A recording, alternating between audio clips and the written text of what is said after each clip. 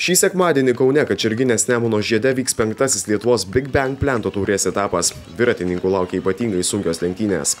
Sporto grupėje verda labai ir ši kova tarp pirmaujančio 10-tuko. Dviračių sporto aistruoliai turėtų suklusti. Nors prabėgo jau 4 etapai, geriausiųjų 10-tuke gali būti pokyčių. Tad kova virs, o žiūrovams turėtų būti išties įdomu. Ypač dėl to, kad varžybos vyks unikalioje trasoje. Kačerginėje yra 20% siekiantys pakilimai, todėl tai dviratininkams bus nemenkas išbandymas. Kačerginėje yra iš tikrųjų ta vieta, kas žino, kas yra buvę nors kartą Kačerginėje, yra kalnas. Vienas pakilimas, tas nuo šakių plento vadinamų, ir jis siekia iki 20%. Bet negana to pakilus į tai, staigiai nusileidžiam ir dar vienas pakilimas, trumpesnis, kuris siekia dar 15%. Tai va, iš principo šitie 2 pakilimai ir bus kertiniai. Sukdami galvas, kuo būtų galima nustebinti dviratininkus, organizatoriai įvertina daugybę aspektų. Trasos parenkamos taip, kad būtų įdomu ne tik dalyviams, bet ir žiūrovams. Stengiamės, kad kiekvienoje trasoje atsirastų tam tikras sunkumo momentas, tarkim kalnas, tarkim kažkokia atvira vietovė su vėju, ir kad būtų truputėlį intrigos daugiau ir kad visgi paaiškėtų tie stiprieji, kad varžybose būtų daug įdomumo, įdomesnis tiesiog. Varžybų favoritai Eimantas Gudiškis ir Airidas Videika. Tai jauni, stiprus ir labai ambicingi sportininkai, kurie ateityje gali skinti didžias pergalės tarptautinėje arenoje. Varžybų iniciatorius Deividas Vileniškis džiaugiasi, kad dviračių sporto lygis labai sparčiai kyla ir prie to itin prisideda paprasti dviračių mėgėjai, imantys demonstruoti vis geresnius rezultatus. Plento taurės sekmadienį 9 valandą. Šeštadienį vandens sporto gerbėjai kviečiami atvykti prie Vilniuje esančio Gelužės ežero. Čia startuos Lietuvos vandens slidžių čempionatas. Aistruoliai gali tikėtis išties gražaus reginio, bus puikus oras ir įspūdingi pasirodymai. Juos demonstruos ne tik geriausi Lietuvos, bet ir Latvijos sportininkai. Vandens slidžių čempionatas akį traukianti sporto šaka. Dinamika. Tai yra labai greitas, bet tai yra pačiam sportuojančiam. Žiūrovui tiesiog estetiškas vaizdas, gražus, kai žmogus savo raumenų, savo technikos pastangomis išspaudžia, sakysim, didžiulį šleifą vandens. Vandens slidininkai turi būti ne tik fiziškai, bet ir psichologiškai labai gerai pasirengę. Jie neturi bijoti rizikuoti. Būtent tai lemia, kad varžybos žiūrovus sudomina. Lietuva gali didžiuotis, kad tarp visų Baltijos šalių mes turime geriausią vandens slidininką. Be abejo, Ričardas Lažinskas, tai yra elitinis sportininkas aukšto rango, tai yra pasaulinio lygio sportininkas. Šitam regione, sakysim, Baltijos šalių, apimantis Lenkiją galbūt, tai yra top sportininkas. Tai be abejo, kad kažkas jį galėtų įveikti ar aplenkti, tai būtų stebuklas, net ne stebuklas. Varžybos prasidės nuo burtų ceremonijos. Tokiu būdu dalyviai sužinos, kada jie startuos. Ant slidžių pirmieji šoks patys jauniausi vandens slidininkai. Tuomet į kovą stos moterys ir galiausiai vyrai. Lietuvos vandens slidininkų sąjungos prezidentas Vytautas Valentėlis sako, kad susidomėjimas vandens slidėmis sparčiai auga. Tiesa, daugelis šią sporto šaką renkasi kaip pramogą.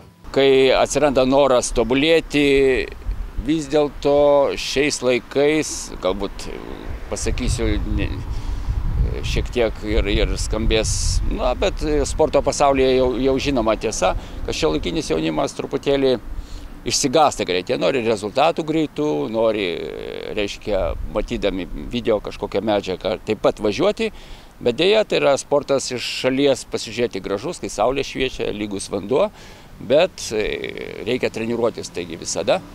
Kai vėjas pučia, net ir lietutis lašnoja, ir šaltas vanduo būna, ir būna kritimai, būna skauda kai kada. Ir va tada dėja nusikrato nemaža dalis jaunimo. Varžybos prasidės šeštadienį 10 valandą.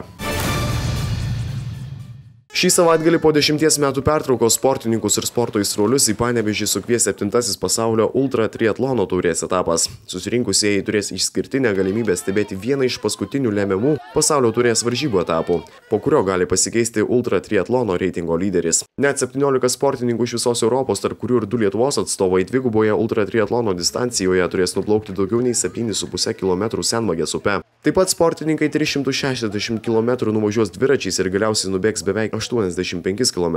Laukia įspūdingos ištvermės reikalaujančios varžybos. Šiais metais Lietuvai atstovaus stipriausia šalies triatlonininkė tituluojama Alina Ranceva. Jis sieks pagerinti savo asmeninį rekordą ir tapti pirmąją Lietuvę įveikusią pasaulio dvigubo ultratriatlono distanciją. Kito Lietuvos atstovo Armando Roko laukia debiutas. Varžybas įdėmiai stebės geležiniu žmogumi tituluojamas Vidmantas Urbonas. Jam priklauso keli įspūdingi rekordai. Kartą Meksikoje Urbonui 20 kartų pavyko įveikti klasikinį triatloną ir tapti pirmuoju planetoje įveikusiu tokio ilgio distanciją. Sportininkui reikėjo nuplaukti 76 km, dviračiu nuvažiuoti 3600 ir dar nubėgti 844 km.